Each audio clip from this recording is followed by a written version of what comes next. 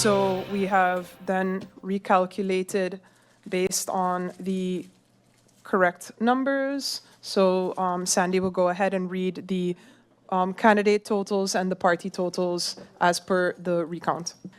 Excuse me. District number 10, NIPA, list number 1, Sam. Candidate number 1, Meyers, 20 votes. Candidate number 2, Nicholas, 6 votes. Candidate number 3, Leonard, 18 votes. Candidate number 4, Peterson, 5 votes. Candidate number 5, Arundel, 2 votes. Candidate number 6, Lake, 3 votes. Candidate number 7, Gordon, geboren Carty, 1 vote. Candidate number 8, Benschop, 0 votes. Candidate number 9, Pantoflet, 1 vote. Candidate number 10, Samuel, 7 votes. Candidate number 11, Jean-Baptiste, 3 votes. Candidate number 12, Henrietta, 3 votes. Total amount of valid votes is 69. 6-9 for list number 1, Sam. List number 2, NA. Candidate number 1, Jacobs, 16 votes. Candidate number 2, Doran, 6 votes. Candidate number 3, Irion, 20 votes. Candidate number 4, Marlin, 7 votes. Candidate number 5, York, 14 votes. Candidate number 6, Gums, 3 votes. Candidate number 7, Richardson, 2 votes. Candidate number 8, Rumu, 39 votes. Candidate number 9, Williams, geboren Webster, 4 votes. Candidate number 10, Thomas, 0 votes. Candidate number 11, Richardson, 5 votes. Candidate number 12, Connor, 2 votes. Candidate number 13, Hernandez, 0 votes. Candidate number 14, Ray, 2 votes. Candidate number 15, Postin, 0 votes. Candidate number 16, Hertold, 1 vote. Candidate number 17, Guy, 3 votes. Total amount of valid votes is 124. 1, 2, 4 for list number 2, NA. List number 3, ECE. Candidate number 1, Wigley, 4 votes. Candidate number 2, Gums, 0 votes. Candidate number 3, Dore, 1 vote. Total amount of valid votes is 5. List number 3, ECE. List number 4, Democratic Party. Candidate number 1, Westcott, geboren Williams, 26 votes. Candidate number 2, Heiligen, geboren Martin, 32 votes. Candidate number 3, La Bega, 15 votes. Candidate number 4, Revan, 1 vote. Candidate number 5, Kotai, 48 votes. Candidate number 6, Gums Marinka, 9 votes. Candidate number 7, Bell, 2 votes. Candidate number 8, Doralice, 1 vote. Candidate number 9, Derby, geboren Chung, 1 vote. Candidate number 9, Derby, geboren Chung, 3 votes. Candidate number 10, Asset, 5 votes. Candidate number 11, Lawrence, 0 votes. Candidate number 12, Panaflek, 3 votes. Candidate number 13, Rochester, 2 votes. Candidate number 14, Williams, 0 votes. Candidate number 15, C. Barron, 2 votes. Candidate number 16, Adamus, 2 votes. Candidate number 17, Williams, 0 votes. Candidate number 18, Hernandez, Escar Fuller, 0 votes. Candidate number 19, Gums Alexander, 1 vote. Candidate number 20, Gerel, geboren Davis, 0 votes. Candidate number 21, Cozier, 4 votes. Candidate number 22, Flanders, 1 vote. Candidate number 23, Richardson, 2 votes. Total amount of valid votes is 159. 159 for list number 4, Democratic Party. List number 5, OMC. Candidate number 1, Arundel Olivier, 14 votes. Candidate number 2, Adamus, 0 votes. Candidate number 3, Mario, 0 votes. Candidate number 4, Alexander, 0 votes. Candidate number 5, Lake, 0 votes. Candidate number 6, Codrington, 1 vote. Candidate number 7, Arundel Edward, 1 vote. Candidate number 8, Elshot, 0 votes. Candidate number 9, Caceres, 0 votes. Candidate number 10, Jean, 0 votes. Candidate number 11, Lewis, geboren Martin, 0 votes. Candidate number 12, Watson, 0 votes. Candidate number 13, Wilkins, 0 votes. Candidate number 14, Landefort Ferdinand, 0 votes.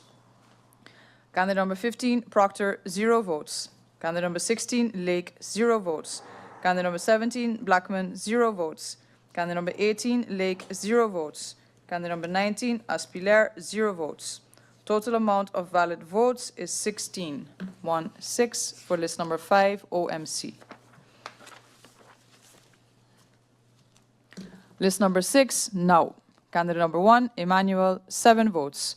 Candidate number 2, Bonkamper, 6 votes. Candidate number 3, Lewis, 25 votes. Candidate number 4, Gittens, 2 votes. Candidate number 5, Gomes, 6 votes. Candidate number 6, James, 2 votes. Candidate number 7, Mantle, 1 vote. Candidate number 8, Hall, 0 votes. Candidate number 9, Lopez, 1 vote. Candidate number 10, Peterson, 0 votes. Candidate number 11, Schoop, 1 vote. Candidate number 12, Reyes Puelo, 0 votes. Candidate number 13, Burnett, 0 votes. Candidate number 14, Langlais, 0 votes. Candidate number 15, Smith, 0 votes. Candidate number 16, Wilson, 5 votes. Total amount of valid votes is 56. 5-6 for list number 6 now. List number 7, up. Candidate number 1, Otley, 24 votes. Candidate number 2, Gibson, 8 votes. Candidate number 3, Arundel, 5 votes. Candidate number 4, La Cruz, 9 votes. Candidate number 5, Bryson, 7 votes. Candidate number 6, Chatelier, 14 votes. Candidate number 7, Cucrea, 24 votes. Candidate number 8, Boston, 5 votes. Candidate number 9, Patrick, 0 votes. Candidate number 10, Christina Sorten, 2 votes. Candidate number 11, Charlie, 2 votes. Candidate number 12, Brown, 1 vote. Candidate number 13, Hilaire, 1 vote. Candidate number 14, Brian, 4 votes. Candidate number 15, Wilson, 0 votes. Candidate number 16, Manuela, geboren Gomes, 0 votes. Candidate number 17, Today, 1 vote. Candidate number 18, Brownbill, 1 vote. Total amount of valid votes is 108. 108 for list number 7 up. List number 8, PFP. Candidate number 1, Gomes, Melissa, 39 votes. Candidate number 2, Peterson, 12 votes. Candidate number 3, De Weaver, 65 votes. Candidate number 4, Gomes, Patrice, 20 votes. Candidate number 5, Nichols, 2 votes. Candidate number 6, Cox, 3 votes. Candidate number 7, Blaze, 1 vote. Candidate number 8, Martina, 0 votes. Candidate number 9, Hodge, 0 votes. Candidate number 10, Solomon, 5 votes. Candidate number 11, Duncan, 16 votes. Candidate number 12, Gietersen, 5 votes. Total amount of valid votes is 168. 168 for list number 8, PFP. Now the last one, that is list number 9, URSM. Candidate number 1, Marcelina, 114 votes. Candidate number 2, Wever, 2 votes. Candidate number 3, Jansen, geboren Webster, 21 votes. Candidate number 14, Martina, 1 vote. Candidate number 5, Roosburg, 10 votes. Candidate number 6, Arundel, 2 votes. Candidate number 7, Brugge, 6 votes. Candidate number 8, Matthew, 2 votes. Candidate number 9, Peterson, 1 vote. Candidate number 10, Somersault, 0 votes. Candidate number 11, Hutchinson, 0 votes. Candidate number 12, Brooks, 0 votes. Candidate number 13, Steeman, geboren Jou, 6 votes. Candidate number 14, Isenia, 1 vote. Candidate number 15, Amer, 0 votes. Total amount of valid votes is 166. 166 for list number 9, URSM. The total amount of valid votes casted at district number 10 is 871. That's 871. Total amount of invalid votes is 10. Once more, total amount of valid votes is 871, and total amount of invalid votes is 10. That wraps up district number 10. Tomorrow morning, we'll start at 9, and we will continue with districts 14, 15, and 16, along with all the invalid votes. I want to take a moment to thank all of you that hung in here with us and watched us count mindlessly all day today. We'll continue to entertain you tomorrow. I want to thank the members of the Voting Bureau. I would like to thank the staff of the members of KPSM that have also been with us all day, working overtime, the staff of Parliament, and of course, Janon Severina, our data analyst, who is also in here with us through this whole process. So thank you all, and we will see you all tomorrow morning, bright and early.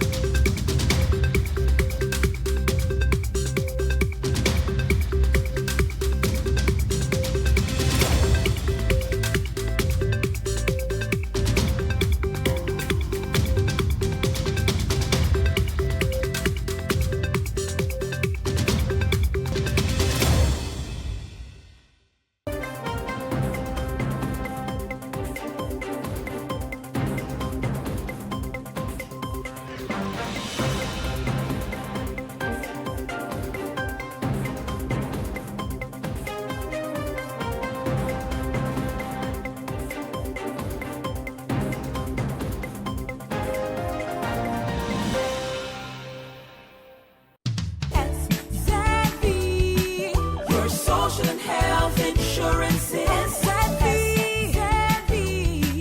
your social and health insurances. Are you SXV insured? Do you have a valid medical insurance status? SXV is cardless. Request your My SXV account today and enter the virtual office of SXV.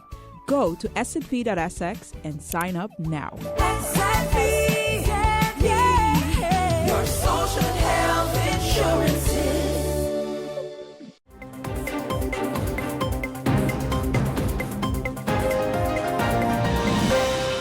But as leader of the National Alliance, I am here to say that I have heard the people of St. Martin. Yeah. There has been a question as to leadership.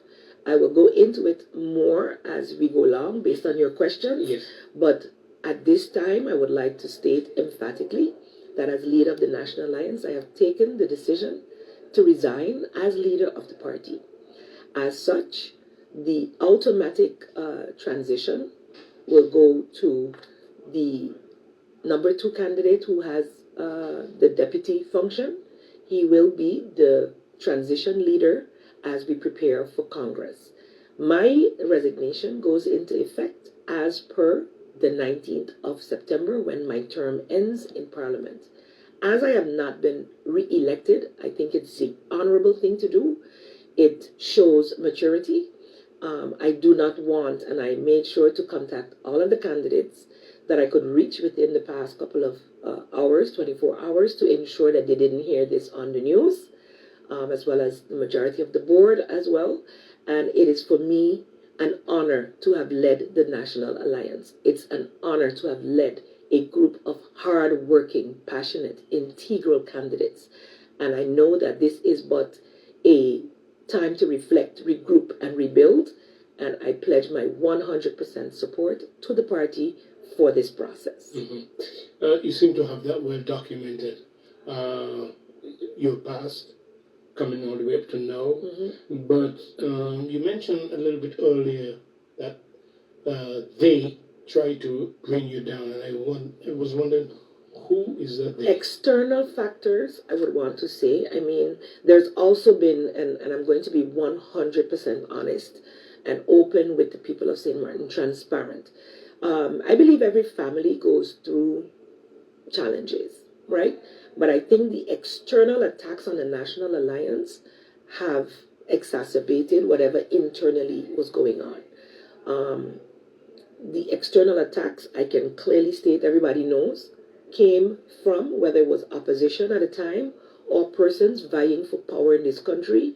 Mr. Arundel was able to, despite not residing physically on St. Martin, establish a party, which is something we really have to revisit in electoral reform.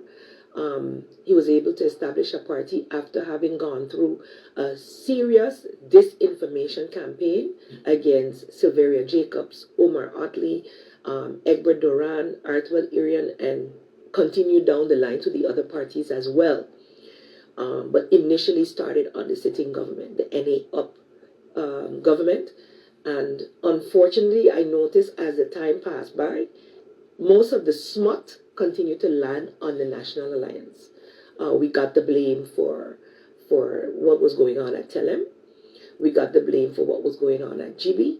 I personally got the blame for what was going on at Telem. So in 2024 January elections, some of my team was like, yes, but we lost our Telem supporters, etc., etc. And I think there I could have been a little more transparent, gone to visit the teleworkers and explain the position of the shareholder in terms of what can and cannot happen. So there was an expectation that more could have been done from a shareholder perspective, which I will take responsibility for in not communicating effectively with the workers. I was maintained a hands-off approach as shareholder and as the chairman of the Council of Ministers, which some may have said has worked in my detriment. I stood in front of the fiasco that became the hack at NVGEBE, even though I did not start out in charge of it. That was another thing that some of my supporters said undermined my leadership. So when things, people wanted to be in charge, but then when the proverbial mess hit the fan, I was the one that stood up, and I think that that's the role that the chair and the leader has to play. So at the end of the day, I stand responsible for everything that happened under my leadership because that's what leaders do. But I also stand responsible for the good things that happen. I stand responsible for the growth in leadership in several candidates. That is what I sought to do because I believe a good leader grows leaders and not diminishes them, doesn't put them on the side.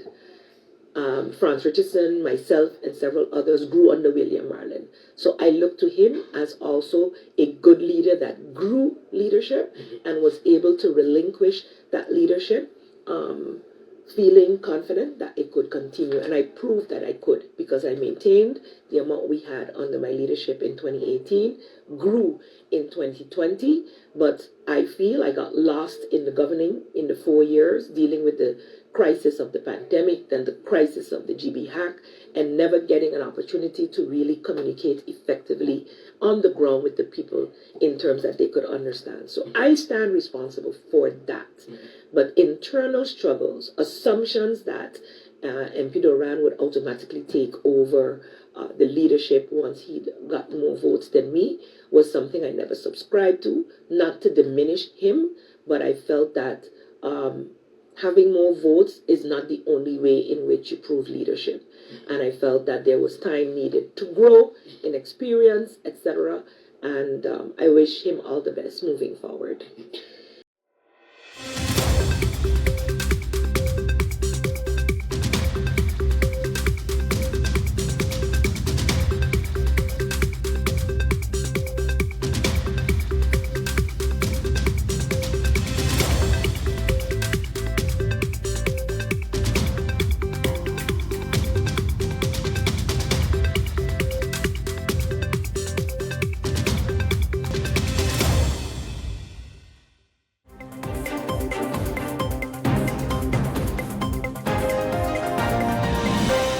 Quickly into wrapping up the conversation about the FRCM, Fostering Resilient Crisis Management Project. For those that might just be starting or getting into the series and have not followed us from the beginning, let's recap, Elher, if you may. Can you provide an overview of the Fostering Resilient Crisis Management Project and its objectives? The Fostering Resilient Crisis Management Project is based on a partnership that we've had with the government of Sint Maarten ever since Hurricane Irma in 2017. And in our project, we're working together with government to support actually its role in crisis response and preparedness. And we do that with a bunch of experts that we have from the Netherlands, but also, of course, with our counterparts on island working in, but also outside of government. And we're supporting the government in the way that it's managing information streams and data when a crisis hits, a hurricane, for example. We're building the internal but also external capacities of government when it comes to crisis response and preparedness.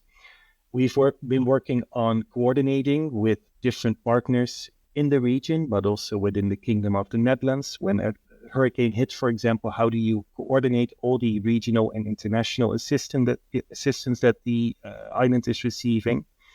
And we're thinking together with the government on improving the crisis response structure. So that means what ministry is doing what ESF emergency support function, what group is doing what decisions can be taken by one ESF group, and what needs to be escalated to the EOC for more strategic decision making. So it's a very comprehensive program. Formally, it indeed started in 2022, and it's completing this year, unfortunately. But it is based on a way longer partnership that we've been having with the government, and a very solid partnership, Yeah, if I may it's say as sad. well. All good things must come to an end. But the residual effects of such quality training that we were able to establish with your organization is priceless, and I'm sure it's going to go a long way. Let me ask you this: what motivated the initiation of this project, and what were the key challenges identified at the outset? This partnership that I mentioned that we've had with government since 2017. Irma, of course, had a devastating impact on the island, and that's the moment when we started discussing with government, can we support you, not only in the immediate aftermath of the hurricane, but maybe more importantly on a more structural, institutional side. So can we support you on the longer term effects in how do you tackle such a disastrous situation? How do you prepare for such a hurricane? And how do you, as a government, organize yourself before, during, and after a crisis? So that's where our partnership initially was always focused on the crisis response and preparedness side. And our previous project came to an end in 2021. And we already had discussions towards the previous project with government. How do we proceed? What are your challenges still when facing a crisis situation, whether that is a hurricane or something else? And what we jointly decided on was that it's very important to tackle some of the structural elements and focus predominantly on government being sufficiently prepared on the long run to face a variety of crisis situations. And that's why this project focuses predominantly on tackling those structural issues. So the sharing of information within government, but also between government and the general population, the human resources, the capacities, the knowledge that government staff in crisis management has, and the regional exchange and calls for assistance whenever a large hurricane or another crisis hit the island. So basically the project started with the challenges that government is still facing or was still facing. And of course, no one wants to rely on external assistance or external resources. So our ambition was always to make the government or the island, the community at large, self-reliant, self-sustaining in its capacities to confront whatever crisis situation the island can find itself in. How was your role, or how has your role evolved since the inception of the project, and what key responsibilities have you undertaken? I'm a project manager by profession, so that means that you're always in the center of the storm, so to say. You're trying to connect the dots between what are the wishes of the government, the needs on the island, and what can we as an organization offer? What does the financing agency of our project prefer? What do they want to see achieved in this project? So I'm the one trying to connect all those different realities and interests, so to say. And I feel that I'm often a matchmaker between this is what is needed and preferred on the island. This is what we as an organization can offer. And can we see where we have a match? I think you also asked me, what did my role, how did it evolve? I think when I started as a project manager for Sint Maarten, I hardly knew the islands. I was also not an expert in crisis management. I'll be the first to acknowledge. But I think over time, by interacting with so many colleagues on island, interacting with so many civil servants in crisis response, you also become more or less a bit of an expert yourself.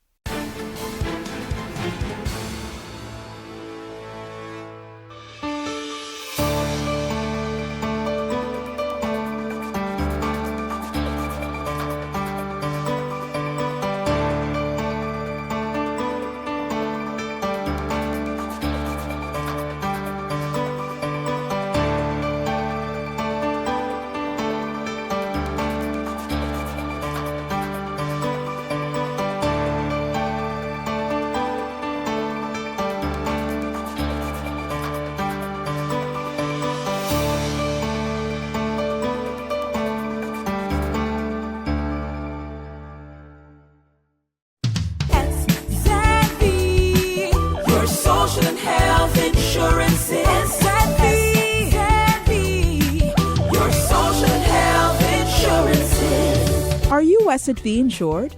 Do you have a valid medical insurance status? SXV is cardless. Request your My SXV account today and enter the virtual office of SXV.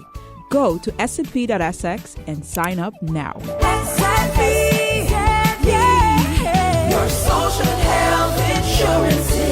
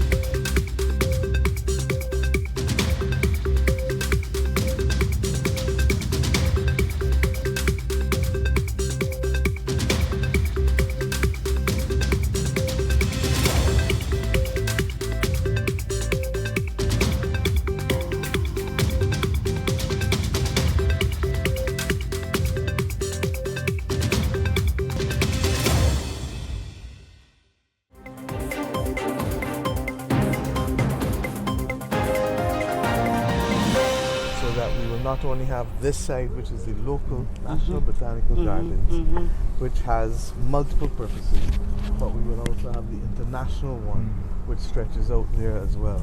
So it is important for us on an island that potentially, and particularly this parish, that has over 100,000 people, more than a third of Barbadians live in this parish alone. So that we needed to create the space where people can allow themselves to be. So there will be an amphitheater here, there will be a theater in Newton in the Heritage District, and we are redeveloping Queen's Park, which was previously the biggest space in town, in the parish, that was free and open other than a plain field. And we're changing, hoping to use this to change people's psyche and people's perception of themselves. Bob Marley taught us the challenges of a concrete jungle. We know it through our people day by day. Now it is time to act, and that's why we're here.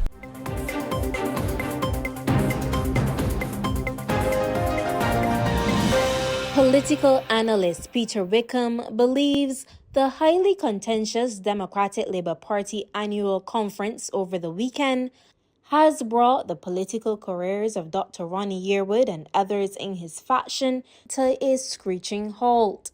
He says the expelled former DLP president now has limited options. I think the obvious thing to do is he can either go back to his academic career, which is not a bad move, or alternatively, he could try with a third party. My feeling is that, if Richie Haynes could not do it under the NDP, I don't see how Ronnie Yearwood could do it in an environment like this. But what is also clear is that the muscularity of the language that him and several of the others have used will make it very, very difficult for them to walk back a path towards the Democratic Labour Party. So my sense is that they have essentially blown up all the bridges between themselves and the DLP. And, essentially you've seen the termination of several bright political futures in one fell swoop, which I think is unfortunate. So I don't see a future in politics. Mr. Wickham also shared his thoughts on the shadow cabinet announced by opposition leader and DLP political leader Ralph Thorne. It's fairly clear that Ralph Thorne is trying to build a bridge to the future by imposing, one could say he's taken on board several new faces, people like Neil Marshall and so on that have never really been part of anything before. But he also has some of the old faces, the old guard, and I see them as a bridge. So the Richard Seelys, the David Eswicks, both of whom I don't believe should run for seats, but clearly he wants to rely on their expertise to some extent. The political analyst says he's intrigued to know who will replace Senator Tricia Watson, who was removed by Mr. Thorne after serving in the upper house for only 6 months. Crystal Hoyt, CBC News.